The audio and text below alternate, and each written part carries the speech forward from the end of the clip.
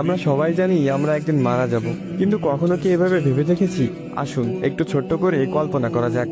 ধরুন আপনি মারা গেছেন, আপনাকে কাপড় দিয়ে ঢেকে রাখা হবে, আপনাকে সবাই দেখতে আসবে, সবাই কান্নাও করবে, আর কয়েকজন মানুষ খুবই তাড়াতাড়ি করে কবর খুঁড়তে শুরু করবে আপনাকে কবরে রেখে রাখার জন্য। আর কেউ বাজারে যাবে আপনার জন্য সাদা কাপড় কিনে আনতে, আর অন্যদিকে কেউ পানি গরম করতে ব্যস্ত আপনাকে শেষ গোসল করানোর জন্য। পানি গরম করে আপনাকে একটা খাটে শুইয়ে গোসল করানো হবে, তারপর আপনাকে একটা সাদা কাপড় পরানো হবে, সাথে একটু সুগন্ধিও লাগিয়ে দিবে।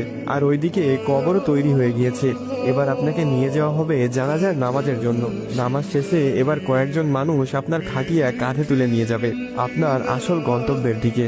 কবরে নিয়ে গিয়ে দুইজন মানুষ আপনার কবরে নেমে আপনাকে খুবই আলতো করে কবরে শুইয়ে দিবে, সাদা কাপড়ে মোড়ানো লাশের বাঁধনগুলো খুলে দিবে আর মুখটা বের করে দিবে। তারপর তারা উঠে আসবে আপনাকে একা রেখে। তারপর আপনার